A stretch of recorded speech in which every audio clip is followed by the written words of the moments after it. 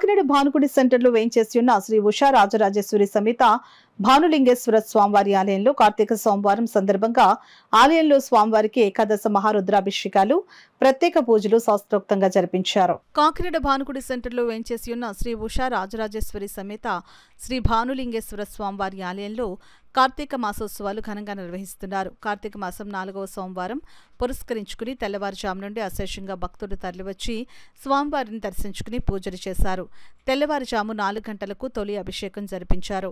ఆలయ ప్రధాన అర్చకులు హరిప్రసాద్ శర్మ వేద పండితుల మంత్రోచ్చరణల నడుమ పాలు, పెరుగు, తేనె, ఆవు నెయ్యి, గంధం, విభూతి, సుగంధ ద్రవ్యాలు, పంచామృత అభిషేకాలు, విశేష పూజలు శాస్త్రోక్తంగా జరిపించారు. పూజలో పాల్గొన్న భక్తులు భక్తి శ్రద్ధలతో పూజలు చేశారు.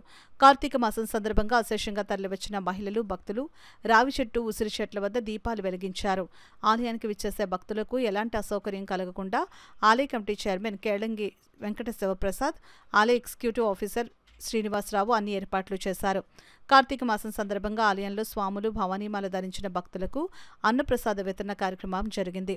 ఆలయ ఉత్సవ కమిటీ చైర్మన్ కేళంగి వెంకట శివప్రసాద్ దాతలు పాల్గొని స్వాములకు, భక్తులకు భోజనం వడ్డించారు. ఈ సందర్భంగా చైర్మన్ కేళంగి వెంకట శివప్రసాద్ మాట్లాడుతూ కార్తీక మాసం పురస్కరించుకుని 4 రోజుల పాటు ఆలయంలో స్వాములు, ఆలయానికి విచ్చేసే భవానీలు, భక్తులకు దాతల సహకారంతో మహా అన్నప్రసాద వితరణను చేపట్టినట్లు వెల్లడించారు.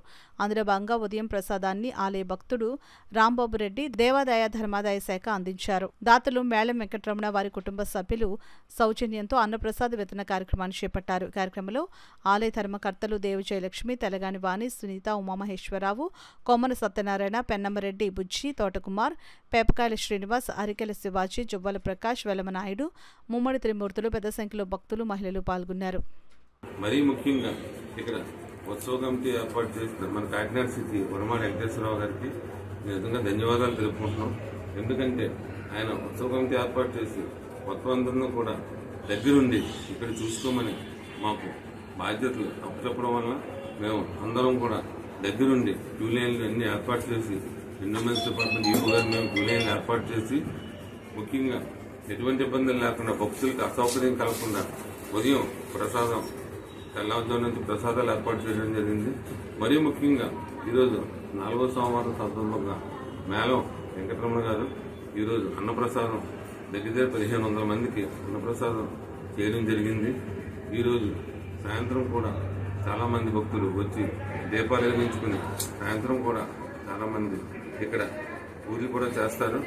ఈరోజు 4వ సోమవారం సందర్భంగా ఘనంగా విశేషంగా ఇక్కడ భానులింగేశ్వర స్వామి ఆలయంలో చాలా వరకు సంతృప్తిగా జరిగిందని చెప్పేసి